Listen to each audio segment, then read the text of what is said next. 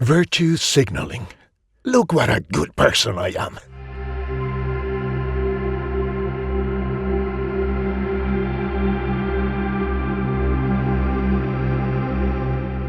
Remember that excellent series of films, The Hunger Games? The capital elites are thrilled to support Katniss Everdeen, the competitor from District 12, as a symbol of rebellion. While they adorn themselves with Mockingjay pins and feign sympathy for the downtrodden, none of them do anything tangible to alleviate the suffering in the districts or challenge the dictator Coriolanus Snow and his regime. Their boasts of virtue have more to do with being fashionable and trendy than with actually standing up to injustice. Virtue signaling is like the tail of the peacock, a public display for attention.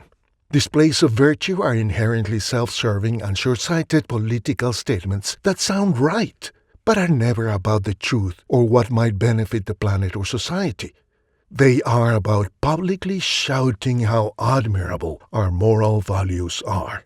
They are gestures we all make in public so that others will applaud us. For example, the wizard Gilderoy Lockhart in Harry Potter and the Chamber of Secrets, who presents himself as a heroic and virtuous wizard who has performed incredible feats to protect others, and who writes books and gives speeches to bolster his good reputation. But then we find out that Gilderoy is a fraud. It turns out that he stole the stories of real heroes and erased their memories to keep all their glory for himself. Virtue signaling is what we observe when we are not sincere in our actions, but very pious in our words. On Monday, we shout that we detest any farmer or company that locks their chickens, ducks, cattle, or pigs in tiny cages to fatten them up and exploit them for profit. But on Tuesday, we go out and buy all their products in the supermarket because they are cheaper than ethical or organic products, precisely because their producers do not care about the welfare of their animals. We feel very pious when we denounce the commercial exploitation of animals, but then we sponsor it by buying the cheap products of that exploitation.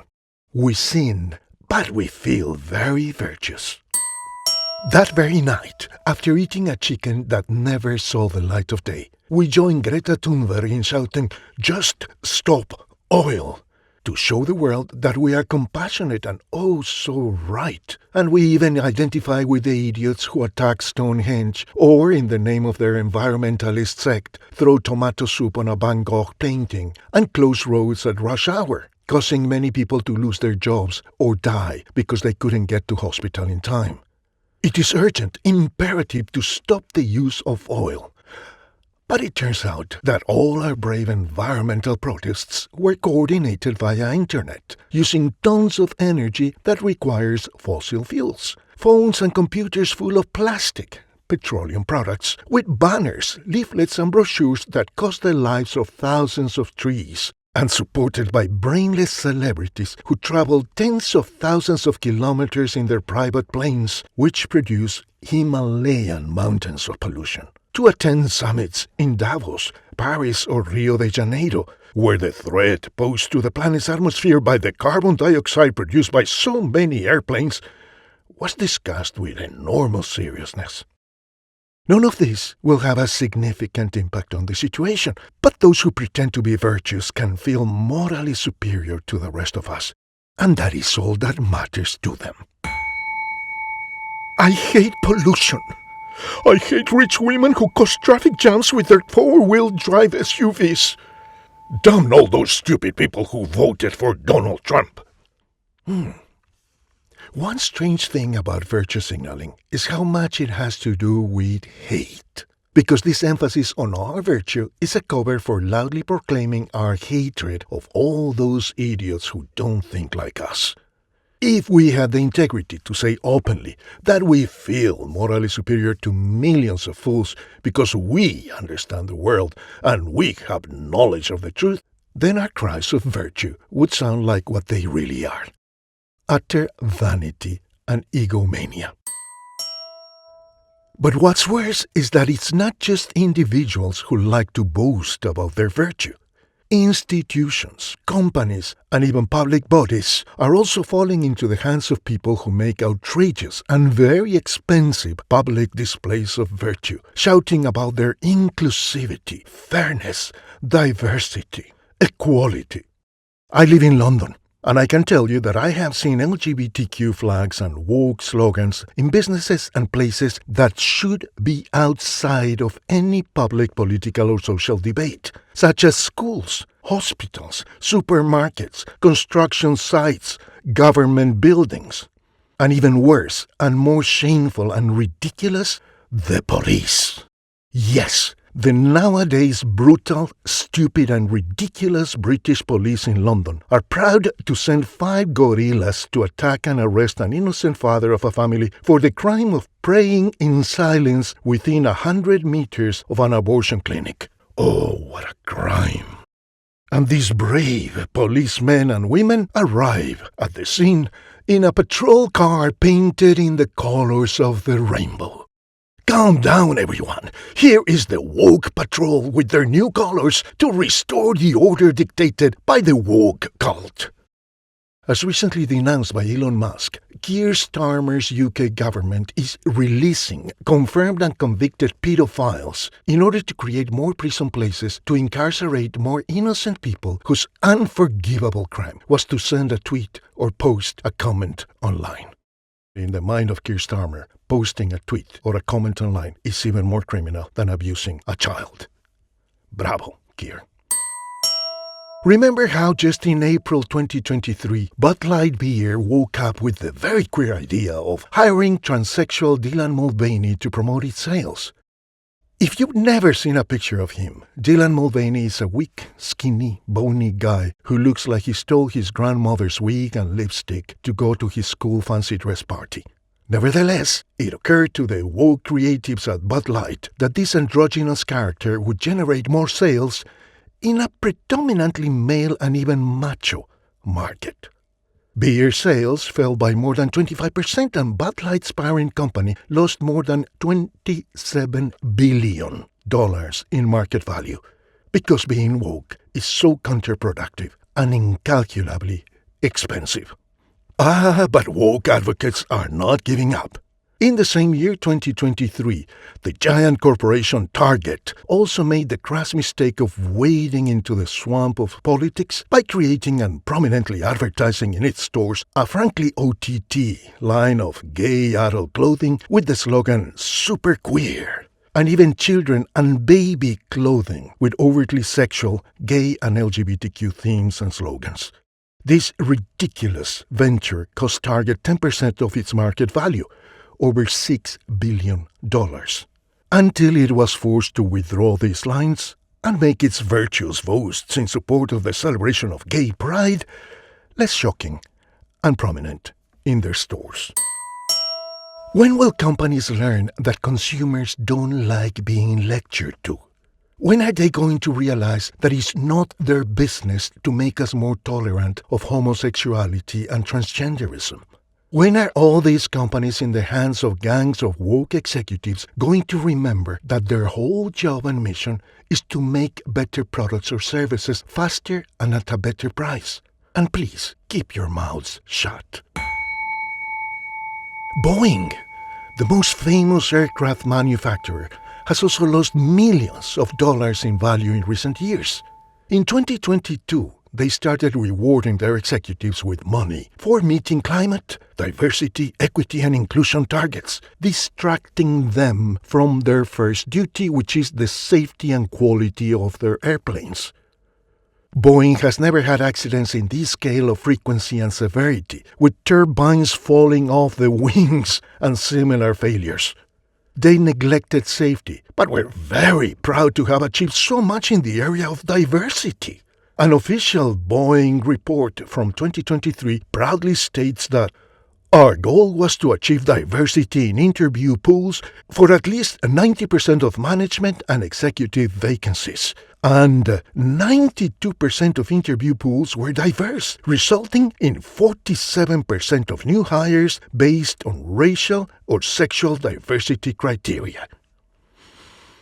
In other words, 47% of Boeing's new hires got the job because they are, first and foremost, black, female, gay, or transgender, not because they know how to do the job. Doesn't it frighten you that the people in charge of making sure your plane doesn't crash are now officially more concerned with meeting diversity and inclusion goals than hiring the best person for the job? What a loss for everyone when woke activists infiltrate businesses, schools, and public institutions. How much damage, misery, and confusion they bring with their irrational, antisocial, and anti-natural messages. Many good and innocent people suffer when these parasites become entrenched in the structure at the expense of firing and laying off employees whose work and talent sustain and improve the company. And how stupid are the companies that get swept up in this wave of political correctness and moral grandstanding because they end up forcing their best employees to live in terror of the political or sexual preferences and dictates of the head of design, production, or PR. By the way, here in Radiant Whispers, I have an episode that explains how this contagion spreads in companies. It's titled, How the LGBTQ Agenda is Forced on Us. Don't miss it. I'll leave you the link in the notes. I'm not a prophet or soothsayer, but I guarantee one thing. We will soon see a tsunami of lawsuits against all these companies by workers who have been unfairly fired or harassed in their jobs by these woke ideologies. We will also see lawsuits from the tens of thousands of teenagers who have been used as guinea pigs in woke experiments with surgery, hormones, and puberty blockers that have only benefited big pharmaceutical companies and immoral surgeons who line their pockets with payments for abortions, mastectomies, and castrations in perfectly healthy bodies. We will also see a storm of lawsuits by female athletes who have been forced to compete and to lose against trans men who pretend to be just as female as they are. The car manufacturer Jaguar has been making a lot of noise, for the wrong reasons, in the media. The legendary company that created many iconic and classic, beautiful cars is now in the hands of an executive named Adrian Mardell, who has just sent a message to all his employees who dare to express their disappointment with Jaguar's new woke image. It reads as follows. Understand that we will not hesitate to take action against anyone displaying discriminative behavior or language, either in person or online, during work hours or outside. In other words, listen, workers, we will censor you in and out of working hours because you are slaves and have no right to your own opinion and no right to a private life.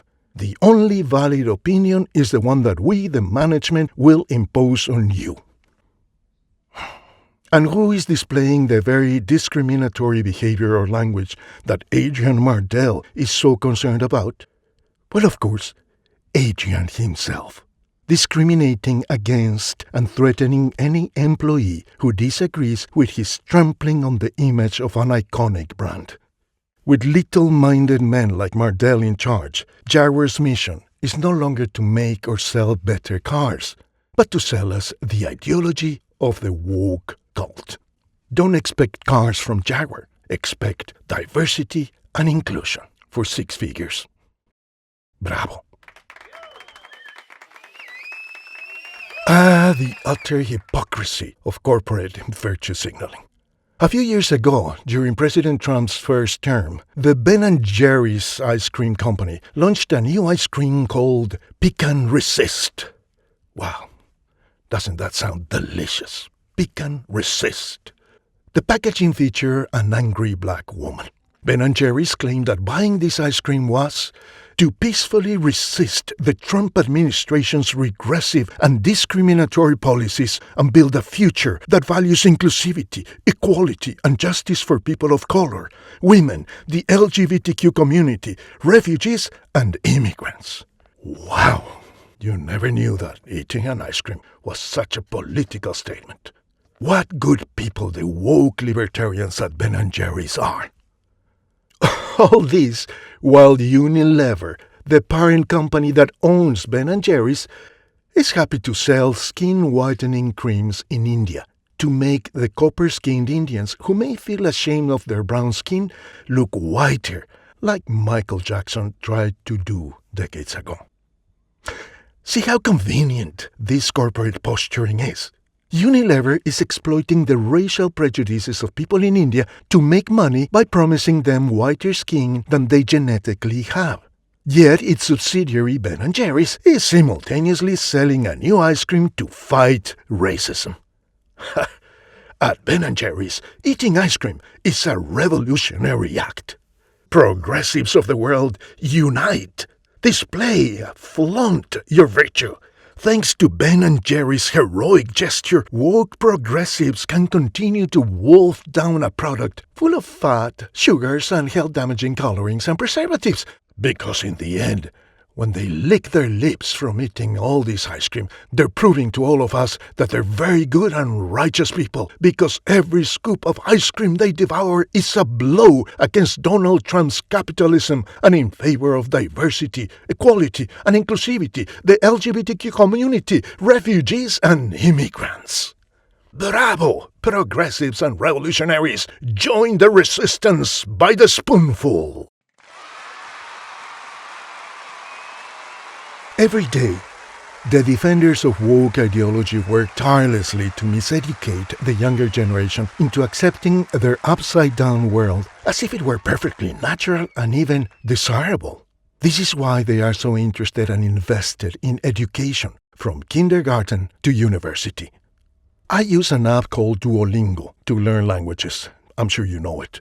I know it very well because I am a dedicated student. On the day I record this, I am only 3 days away from completing a streak of 2,000 consecutive days, which is more than 5 years, without missing a single day of study. And Duolingo tell me I am in the top 3% of all the students in the world. Duolingo is all very well for learning languages and even maths and music, which I also enjoy practicing every day. But how they love to push their ridiculous woke agenda on us, their users. Like other companies, they forget that their customers want a quality product, not a stupid sermon in support of homosexuality or transgenderism. Let me explain. According to Duolingo, French society is chiefly made up of immigrants and misfits. The young French girls of Duolingo, the teenagers, are a very lazy, immature, and fickle white girl with purple hair. A very neurotic and judgmental black girl who saves the stupid white girl's life all the time. And a dreamy, so right Muslim girl who barely shows her face under that symbol of sexual oppression, the hijab, in order to fall in love with the new Latino student in her class. Full stop. These are the teenage girls of France according to Duolingo. And the disrespect for men is, not surprisingly, even more insulting. According to the woke activists of diversity, equity, and inclusivity at Duolingo, the men of France are a single father with no brains whatsoever, a disciple of the Sikh religion with a huge beard, huge belly, and turban, and a fat man with a lumberjack's mustache who takes great pride in buying chocolates and flowers for his husband, and who, whenever possible, mentions that he is in a gay marriage to another hairy man who is, I imagine, as fat and charmless as he is. These are the men of France, according to Duolingo. As you can see, they are a monument to masculinity. And what about French women, you ask? Oh la la! French women are not the highly educated and sophisticated French women that you and I know and admire. They are either the wife of the pot-bellied Sikh, always heavily covered and modest, and always playing mommy to her distracted, hapless husband, or a very old and sour spinster who is more pedantic, smug, and arrogant than James Bond himself. According to Duolingo, this sad collection of human caricatures represents French society, one of the most cultured and sophisticated societies in the world.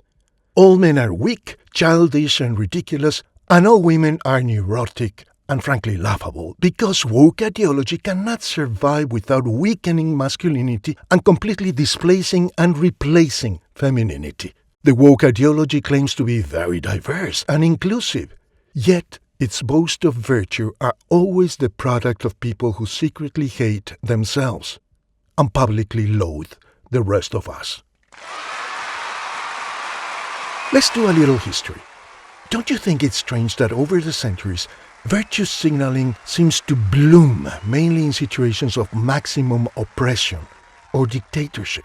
It is a sickly human behavior that is exacerbated in adverse conditions, like sexual deviance, which only occurs among animals in captivity.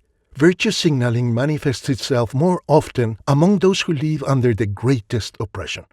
In those moments when we have less freedom or security, we find it more urgent than ever to fit in better with society and defend our reputation as good citizens.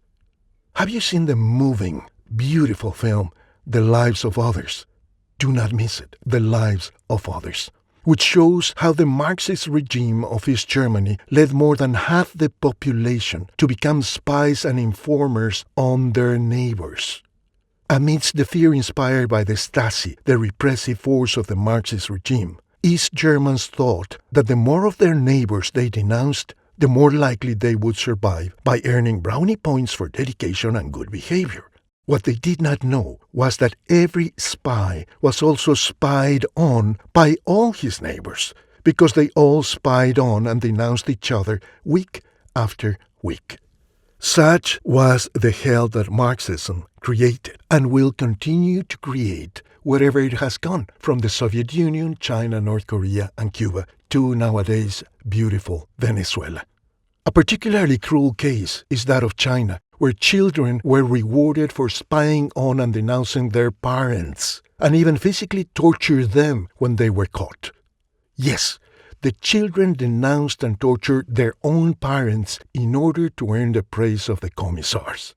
And the same thing is happening today, even as you listen to me, in North Korea, that other gem on the crown of Marxism. Gosh, and to think there are still Marxist agitators all over the world proclaiming the virtues of Marxist ideology. Beware, because he or she who boasts on virtue signaling is a cheat who will not hesitate to denounce others in order to climb the ladder of merit.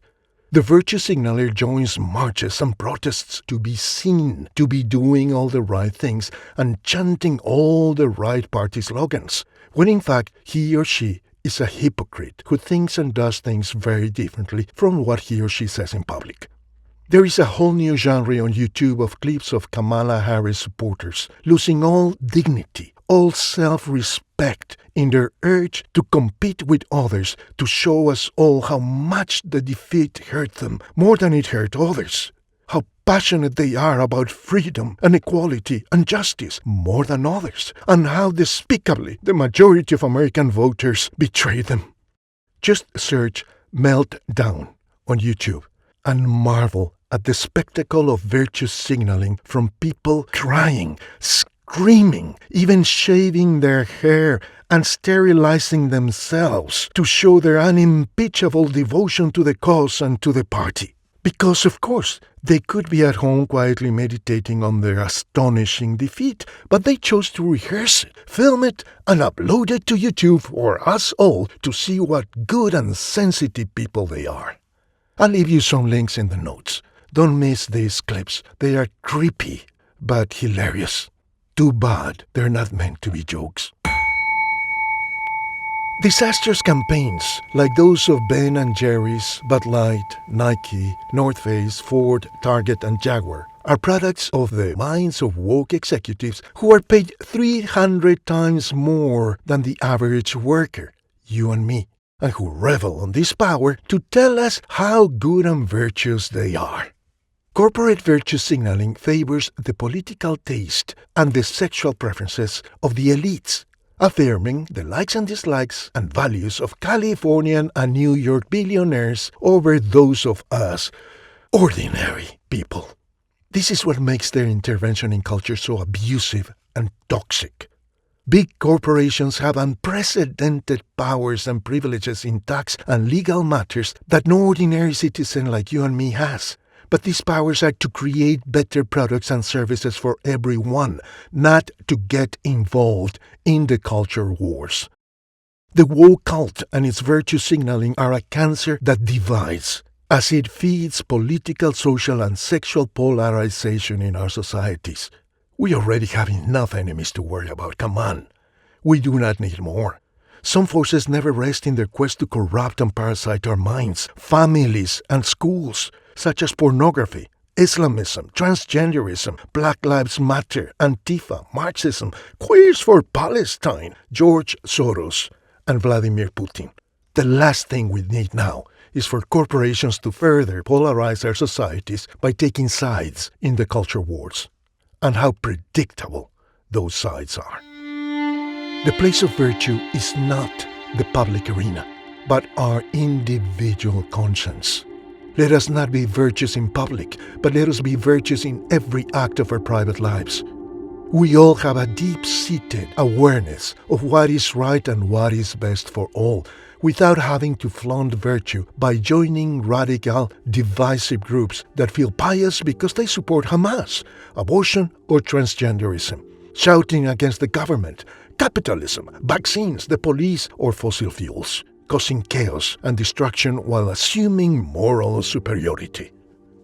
True virtue is intimate and based on our personal integrity.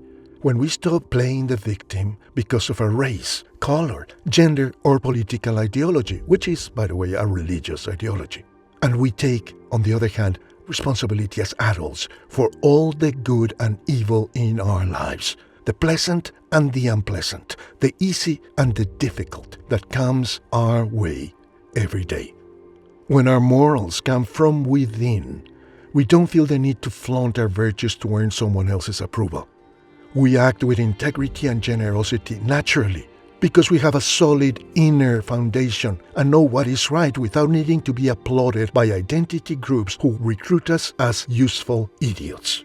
Remember that term from the 1950s and 60s?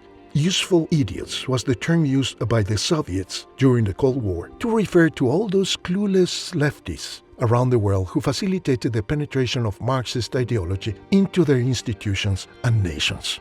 Let's not be useful idiots, please. It's not that hard. Come on.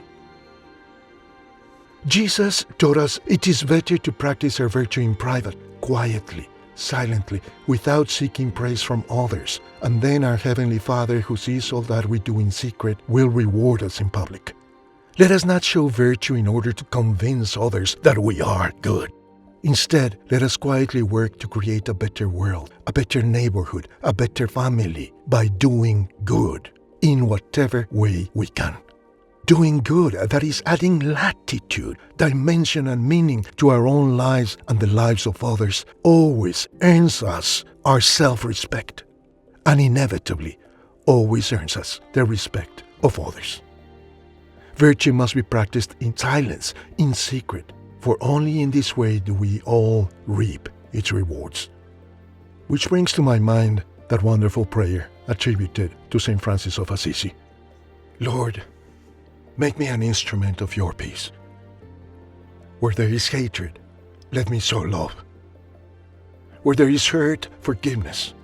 Where there is doubt, faith. Where there is despair, hope. Where there is darkness, light. Where there is sadness, joy. O Divine Master, grant that I may not so much seek to be consoled as much as to console, to be understood as to understand, to be loved as to love. For it is in giving that we receive. It is in forgiving that we are forgiven. It is in dying that we are born to eternal life. Amen. Thank you for listening. My name is Gabriel Porras, and I am a Mexican journalist and voice actor living in London. Visit me at gabrielvoice.com and radiantwhispers.com to listen to more like this, and also great works of literature and poetry from around the world. May we be the kind of people that bring hope where there's despair. that bring light where there is darkness, that bring joy where there is sadness.